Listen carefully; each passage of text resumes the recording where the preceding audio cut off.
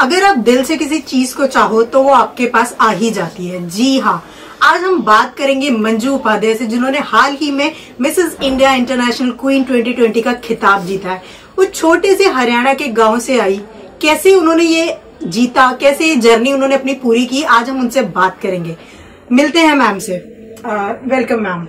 नमस्ते। नमस्ते मैम, सबसे पहले तो आप ये बताइए, आपको कैसा लग रहा है ये जीतने के बाद? मुझे बहुत अच्छा लग रहा है कि वो सपना है जो मेरे बचपन का था, जो आज पूरा हुआ। और उस सपने को पूरा करने के बाद मुझे ऐसा लगता है कि आज ही मैं हकीकत में की ज़िंदगी में हूँ, लाइव जी रही हूँ। और बहुत खुशी हो रही है इस चीज़ की कि मैं बयान नहीं कर सकती। मैम, अगर जैसे कि आप मिडिल क्लास हैं, ठीक है, आपने हम अक्सर देखते हैं जो मिडिल क्लास में स्पेशली जो विमेन्स होती हैं, उनको ऐसे प्लेटफॉर्म पे जाने के लिए मना किया जाता है या मतलब बिल्कुल ही सपोर्ट नहीं मिलता। तो आपकी फैमिली ने किस तरीके से सपोर्ट किया और आपका क्या रवैया रहा या आपकी फैमिली का क्या रवैया रहा इस चीज को देखते हुए? देखिए, फर्स्ट ऑफ ऑल तो मैं ये कहना चाहूंगी कि सपोर्ट फैमिली का हो या आपके दोस्तों का हो या किसी का भी हो, वो जब तक नहीं मिलता जब तक आप खुद से अपने आप को सपोर्ट नहीं करेंगे। और जब आप खुद अपना साथ देना शुरू कर देते हैं तो सभी लोग आपको साथ देना शुरू करते हैं। और मिडिल क्लास होना मेरे लिए, मैं सबका नहीं कहूँगी लेकिन हाँ, मेरे लिए एक बहुत बड़ा शापित सा महसूस हुआ जब 2017 में मेरे पति का देहांत हुआ। उसके बाद मेरा विधवा हो जाना और ऊपर से मिडिल क्लास का होना। तो जब 5-6 महीने बाद मैंने अपने आप को रिकवर करने की कोशिश की, उस गम से निकलने की कोशिश करी, तब मुझे एहसास हुआ कि मिडिल क्लास होना कितना बड़ा एक श्राप टाइप का है। और विधवा होना तो बहुत बड़ी गाली है, हर गाली उसके आगे छोटी है। तब मैंने अपने आप को संभाला और अपने आप को समझाया कि आज नहीं तो फिर कभी नहीं कर पाऊंगी।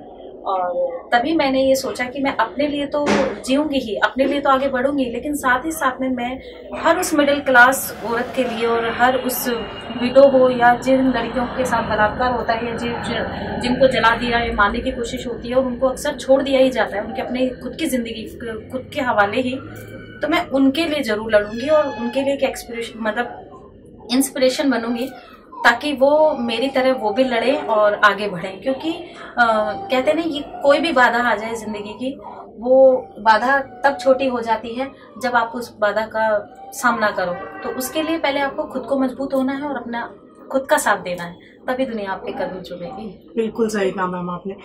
मैम, आपकी जर्नी, आपने कितना इसमें मतलब क्या क्या करा, आपने कितनी मेहनत करी, कितना टाइम दिया इस चीज़ में, मतलब आपकी जर्नी क्या क्या रही इस चीज़ में?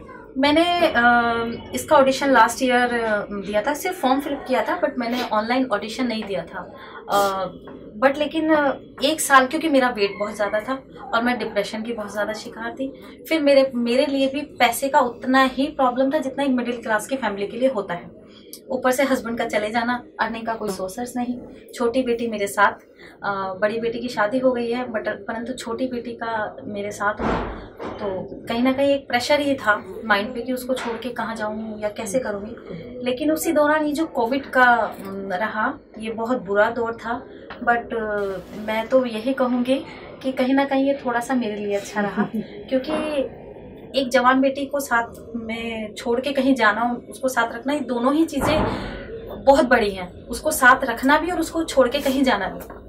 तो इस दौरान जो मुझे ये जो टाइम मिला हम लोगों को घर में रहने का, उस दौरान में मैंने अपने आप को मेंटेन किया, 12 kg वेट कम किया, योगा, मेडिटेशन, ये सभी कुछ मैंने किया। फिर मुझे बेटी का सपोर्ट मिला, उसने घर में रह के जो आज की जनरेशन की जो सोच है और जो आज की जनरेशन का जो पहनावा है, रहन सहन, उसमें मेरी बेटी ने मुझे पूरी मदद की। उसने मुझे मतलब हर तरह का सपोर्ट किया, बहुत तरह की नॉलेज दी मुझे।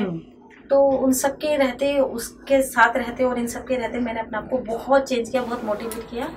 तब मैंने अक्टूबर में 10 अक्टूबर को रात को 2:30 बजे मैंने मैम को मैसेज किया, अंकिता मैम को, और उन्होंने फिर मुझे कॉल बैक किया। सॉरी, उस रात तो सिर्फ मैसेज किया कि मैं कल कॉल बैक करूँगी। तो मैम ने जब मुझे अर्ली मॉर्निंग कॉल बैक किया और मैंने ऑनलाइन उनको पूरा इंटरव्यू दिया, उन्होंने मुझसे जो भी सवाल जवाब किए वो मैंने पूरे किए। तब फिर मैम ने मुझे इसमें पार्टिसिपेट करने दिया मुझे, और मैं जीत गई। इतने बड़े प्लेटफॉर्म पे मुझे मौका मिला अपने आप को प्रूव करने का। और सबसे बड़ी बात है कि मुझे मतलब वो जो चीज़ मुझे सिखाई गई है, जो मेहनत मैंने अपने ऊपर की, वो उस दिन रंग लेकर के आई। क्योंकि और वो मेहनत जो मैंने की थी वो सिर्फ अपने लिए नहीं, हर उस मिडिल क्लास औरत और लड़की के लिए की जो कहीं ना कहीं मेरी ही जैसी है और मेरे अंदर छुपी हुई है। तो मैं तो दिल से थैंक यू बोलूँगी अंकिता मैम को कि उन्होंने मुझे मौका दिया और इतना बड़ा प्लेटफॉर्म दिया। अगर हम बात करें, जैसे आपने अभी कहा कि लड़कियां जो हैं वो कहीं ना कहीं रेप से गुजरती हैं, डोमेस्टिक वायलेंस से गुजरती हैं। हमारे ना इस कंट्री में ये माना जाता है कि रेप का सबसे बड़ा कारण है कपड़े जी। तो और अभी आपने जैसे पार्टिसिपेट किया इंटरनेशनल पेजेंट में, तो इसमें आपने हर टाइप के कपड़े पहने हुए, चाहे वेस्टर्न हो चाहे एथनिक हो, तो आप इस चीज को कैसे लेती है? देखिए, मैं तो इस चीज़ के बिल्कुल खिलाफ हूँ कि रेप को बढ़ावा देता है छोटे कपड़े। ऐसा बिल्कुल भी नहीं है। अगर छोटे कपड़े बढ़ावा देते हैं तो हमारे देश और धर्म में मतलब मोस्टली आदमी जो है, जो जेंट्स है, वो तो कपड़े पहनते ही नहीं है। फिर लड़कियां क्यों नहीं वायलेंट हो जाती, लड़कियां क्यों नहीं उनके ऊपर टूट पड़ती? ऐसा बिल्कुल भी नहीं है। और बहुत से समझदार लड़के और जेंट्स भी ऐसे हैं कि जो छोटे कपड़ों में देख के उन्हें वो इस तरह की मतलब गंदी सोच नहीं रखते। सारी सोच, और जो 2 साल की लड़कियां होती है, 5 साल की लड़कियां होती है, 8 साल की लड़कियां होती हैं, अगर छोटे ही कपड़े इतना बड़े जिम्मेदार होते तो उन लड़कियों के साथ बलात्कार नहीं होता। 2-2 साल की लड़कियों के साथ बलात्कार हो जाता है जिन्हें कपड़े पहनने का तो पता ही नहीं है। तो मैं इस चीज़ के मैं बिल्कुल सहमत नहीं हूँ क्योंकि छोटे कपड़े बलात्कार को बढ़ावा देते हैं। हाँ मैम, अगर मैं बात करूँ आपका बैकग्राउंड कैसे रहा, मतलब आप कहाँ से बिलोंग करती हैं, कैसे आपने ये यहाँ तक आए, आप अपने प्रोफेशनली आप क्या करती हैं? मैं हरियाणा से बिलोंग करती हूँ। एक छोटा सा गांव है हमारा पटौदी के पास, तो मैं वहाँ से बिलोंग करती हूँ, बस्तपुर। और मेरे वो गांव गांव तो खैर सभी खूबसूरत होते हैं, हरियाली ही हरियाली है उस तरफ। और वहाँ के लोगों की सोच बहुत शुद्ध और देसी होती है। बस जो बोलना है दिल से बोलना है, बट मुंह पे बोलना है। और लेकिन हम कुछ झूठ फरेब नहीं, हाँ, झूठ फरेब ऐसा दिखावा कुछ नहीं है। और जो भी होते हैं हम मट्टी से जुड़े हुए लोग होते हैं, सीधे होते हैं, सच्चे होते हैं। हाँ जी, अब बिल्कुल सामने होते हैं। मैम, अब जैसे कि आप मॉडलिंग लाइन से जुड़ चुकी हैं, फिल्मी दुनिया में आ चुकी हैं, तो आपका रोल मॉडल कौन सी हीरोइन या कोई मॉडल कौन है? मैम, मुझे जो जिनसे इंस्पिरेशंस मिलती हैं वो सुष्मिता सेन जी और रेखा जी हैं। लेजेंड है वो तो। Yes yes, they are both legend. तो क्योंकि सुष्मिता, मुझे जो उनसे एक वैसे पॉजिटिविटी तो मुझे उनसे शुरू से ही रही है, बट लेकिन जो मैं अभी हाल फिलहाल में जो उनसे मैंने सीखा और जो सीखने के बिहाफ पे मैं आगे बढ़ी हूँ, ये है कि जरूरी नहीं है एक औरत को कामयाब होने के लिए एक पुरुष की जरूरत है। That's true, that's true. मेरे पास जैसे बेटा नहीं है और पति की हाल ही में देहांत हुआ, तो तब मैंने इन दोनों लेडी को देखा कि वो वाकई बहुत पहले से आज भी स्ट्रांगली खड़ी है। सुष्मिता सेन जी ने तो 2 बेटियों को अडॉप्ट किया, बच्चों को अडॉप्ट किया, उनको पाला पोसा, उनको एक अच्छी जिंदगी दी है। तो उससे बेहतरीन आइडियल तो मुझे नहीं लगता कि मेरी जिंदगी में मैं किसी को समझ सकती हूँ। वो वाकई वही है, क्योंकि मेरी जिंदगी में 2 खूबसूरत प्यारी सी बेटियां हैं। और रेखा जी, जिनका पहनावा, जिनका बोलने का स्टाइल, जो उनकी पॉजिटिविटी है कि जो भी उनके पास खड़ा होता है वो एक अलग ही सोल में आ जाता है। वो जो पॉजिटिविटी है वो मैंने उनसे कनेक्ट की थी। उनके लिए भी आदमी का साथ होना ही ज़रूरी नहीं है। औरत अपनी पहचान अपने दम पर कभी भी किसी भी उम्र में बना सकती है, बस उसमें हौसला और जज्बा हो तो ये दोनों चीज़ें मैंने दोनों लेजेंड लेडियों से सीखी है, तो ये मेरे लिए बहुत बड़ी सौभाग्य है। रेखा जी साड़ियाँ भी बहुत सुंदर पहनती हैं। यस अगर बात करूँ मैं आपके फ्यूचर गोल्स की, तो वो क्या रहेंगे? अब आगे का क्या सोचा आपने? मैं मॉडलिंग में जाना चाहूँगी। मुझे जो भी काम मिलेगा मैं बहुत शिद्दत से करूँगी, चाहे वो सीरियल्स में हो। मेरा वैसा सपना तो सीरियल्स में जाने का है कि मुझे टीवी पे आना है और अच्छे सीरियल्स करने हैं।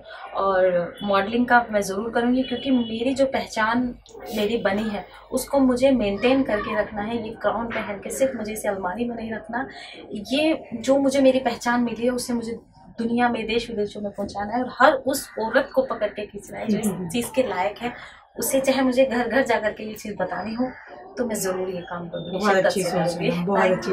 अब मैं आखिर में आपसे ये कहना चाहूंगी, अंकिता मैम के लिए क्या कहना चाहेंगे? अंकिता मैम तो वो फूल है, मैंने वहाँ पे भी बोला था कि फूलों की रंगत और संतों की संगत कभी व्यर्थ नहीं जाती। तो अंकिता मैम तो वाकई वो फूल है कि जब मैं 10 अक्टूबर को उनसे कनेक्ट हुई, उसके बाद से अभी तक आप देख ही रहे हैं कि मेरा जीवन कितना महक रहा है। वो फूल है जो ना खुद मुरझाता है ना दूसरों को मुरझाने देता है। इवन जो मुरझाए हुए फूल होते हैं उनमें भी जान डाल देता है। तो मैं शायद एक वो मुरझाया हुआ फूल थी जिसमें जान डालने की बहुत ज़्यादा ज़रूरत है। तो अंकिता मैम वो पॉजिटिव, वो प्योर सोल है जिसने मुझे अपनी पॉजिटिव एनर्जी देखी, मुझे ज़िंदा किया और आज आप सभी के सामने गुलदस्ते के रूप में पेश किया। तो मैं जितने शब्दों में उनका धन्यवाद करना चाहूँ, हर वो शब्द मेरे लिए कम है और उनकी खूबी को मैं जितना निखारना चाहूँ उतना कम है, क्योंकि उन्होंने देश विदेश में तो अपना नाम किया है। अपने देश में भी आकर हम जैसे छोटी छोटी कलियों को चुन के उनमें पानी देकर उनमें पॉजिटिव एनर्जी देकर के आज हमें एक गुलदस्ता बना दिया, आप सबके सामने पेश किया और हमें एक नया प्लेटफॉर्म भी दिया। तो मैं तो दिल से धन्यवाद ही करना चाहूँगी उस खूबसूरत प्यारे से बेबी का। मैम लास्ट में आप हमारे चैनल के थ्रू जितनी भी विमेन्स हैं जो किसी न किसी वजह से नहीं आगे आ पा रही हैं, उनको आप क्या कहना चाहती हैं? देखिए, मोस्टली प्रॉब्लम्स हम सभी लेडीज़ों की ज़िंदगी में ये होता है कि हमें रोक दिया जाता है, स्टॉप कर दिया जाता है बचपन से ही, कि कब जैसे ही लड़की थोड़ा सा बढ़ना शुरू होती है, ये रियलिटी है, उसे बोल दिया जाता है कि तुझे कोई उठा करके ले जाएगा। सबसे पहला शब्द उस बच्ची के कानों में यही डाला जाता है कि घर में रहे वरना कोई आएगा तुझे उठा करके ले जाएगा। वो उठाने वाला शब्द ही जो उसके दिल और दिमाग में फर्स्ट दिन से ही क्लिक करता है, वो सबसे बड़ा घातक होता है। दूसरा, उसको ये नहीं सिखाया जाता है कि बेटा ध्यान रखना, कोई कहीं तुझे उठा के ना ले जाए तो उसे खींच के मारना। ये चीज़ पेरेंट्स बच्ची को नहीं सिखाते। और सबसे बड़ा तो जो हम लोगों को रोकती है वो यही बात है जो हमारे बचपन से हमारे दिमाग में डाल दी जाती है।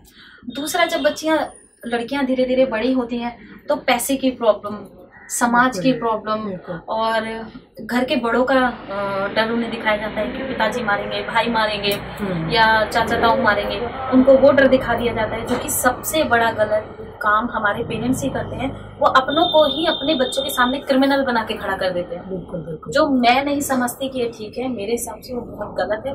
जबकि बेटियों को ये बताना चाहिए कि आपके ऊपर कोई उंगली उठाएगा तो आप दो लगा के आना, पीछे आपके भाई पिताजी खड़े हैं, डरने की कोई जरूरत नहीं। ये चीज बेटियों को नहीं सिखाई जाती, नहीं बताई जाती, उन्हें शुरू से ही घर में दबा दिया जाता है, डरा दिया जाता है। तो मैं यही कहूंगी कि अगर आपके साथ ऐसा होता है और आपको ये चीज फैमिली वाले बोलते तो आप उसको वहीं स्टॉप करो कि मैं पैदा हुई हूँ तो मैंने कोई क्राइम नहीं किया, या मैं लड़की हूँ, या मैं पढ़ने जा रही हूँ, या मैं कुछ भी अचीवमेंट करने जा रही हूँ, तो मैं कोई क्राइम करने नहीं जा रही हूँ। और अगर मेरे साथ ऐसा कुछ होगा तो मैं खुद सेल्फ डिफेंस के साथ, अपने दिमाग के साथ, अपने हाथों के साथ उस चीज को काटने की, उस चीज को खत्म करने की क्षमता रखती हूँ। क्योंकि अचीवमेंट्स तो मेरी जिंदगी में मेरे हाथ में मेरे परमात्मा ने लिखी है। जिस लड़की को इस बात पे भरोसा हो जाएगा वो जरूर कामयाब होगी, उसके रास्ते में कभी भी कोई भी बाधा नहीं आएगी, ऐसा मैं मानती हूँ। बिल्कुल बिल्कुल सही है मैम, बिल्कुल सही। और मैम आपको लग रहा था कि आप ये जीत जाएंगे, आपको कॉन्फिडेंस था कि आप ही विनर रहेंगी इस कैटेगरी की? मुझे ये तो कॉन्फिडेंट था कि हाँ मैं विनर बनूंगी, लेकिन साथ ही साथ में जो मेरी कॉम्पिटिटर थी वो भी किसी चीज़ से कम नहीं थी। They are very strong. हर लड़कियां, हर लेडी बहुत स्ट्रॉन्ग थी और सबने अपना बहुत ज़्यादा बेस्ट दिया। तो जब मैं फिनाले तक पहुंचती गई तब थोड़ा एक डर बनता गया कि सिर्फ मैं ही स्ट्रांग नहीं हूँ, मेरे साथ की जितनी भी कंटेस्टेंट हैं सभी बहुत स्ट्रांग है, बहुत समझदार थी। और क्योंकि बेटियां हैं ना बेटियां हमेशा समझदार होती हैं, तो सब बहुत स्ट्रांग थी, बहुत ज़्यादा दमदार लड़कियाँ थी सब। क्योंकि अंकिता मैम ने ऐसे ही हर किसी को नहीं चुना, तो सोच समझ के और परख के ही चुना था, तो वो प्लेटफॉर्म पे वहाँ दिखाई दे रहा था। ऐसी क्या एक चीज थी आपको लग रहा था जो मुझ में है और किसी कंटेस्टेंट में नहीं है और उसी ने मुझे आज विनर बनाया? देखिए, मेरे अंदर जो एक, क्योंकि मुझे ऐसा मुझे नहीं पता कि शायद वहाँ पे और भी मिडिल क्लास की होंगी, बट लेकिन मेरे हिसाब से मुझे लग रहा था कि मेरे में जो एक वक्त की चोट है और वक्त का जो एक्सपीरियंस है, जैसे मेरा एजिस जस्ट नंबर 42 साल होना कोई बहुत बड़ी बात नहीं है, लेकिन जो मेरे एक्सपीरियंस थे वो मुझे लग रहा था कि हाँ वो चीज़ वहाँ दिख रही थी। तो उन चीज़ों से मुझे लग रहा था, और जो मैंने अपना अपने जो हरियाणा कल्चर को, मतलब अपनी देश की माटी को मैंने शुरू से फर्स्ट डे से लेके और लास्ट राउंड तक, राउंड वहां तक मैंने उस चीज को लेकर के चली। मैंने उस चीज को नहीं छोड़ा, अपने कल्चर को नहीं छोड़ा। मैंने वेस्टर्न कपड़े भी पहने, मैंने इंडियन भी पहने, और मैंने क्वेश्चन आंसर राउंड भी दिया। मतलब मेरा जो मुझे लगा, जो मुझे डिफरेंट किया जिस चीज़ ने, वो शायद मेरे कल्चर ने किया, कि मैंने अपने कल्चर को नहीं छोड़ा। उस चीज़ को मैंने हर जगह प्रेजेंट किया, अपने किसानों को, अपने देश की मिट्टी को, इवन अपने अन्न को, जो हम किसान लोग जो पैदा करते हैं अन्न, तो मैंने उसको भी सबके सामने लाया कि अन्न है तो जीवन है। तो इस वजह से मुझे लगा कि हाँ, मैं सबसे डिफरेंट हूँ, तो मुझे विनर होना चाहिए। बाज की उड़ान अभी बाकी है, जिंदगी के इम्तिहान अभी बाकी है। अभी तो नापी है मुट्ठी भर रेत जमी से, हमें पूरा आसमान अभी बाकी है। बिल्कुल, और हम आपको बधाइयाँ देते हैं Thank विनर you. बनने की, और आप Thank you so ऐसे ही much. आगे ही और भी विनर बनते रहें, जीतती रहें और हमेशा successful. Thank you so much, thank you so much. ये थी हमारे साथ Manju Upadhyay, Mrs India international 2020 की विनर।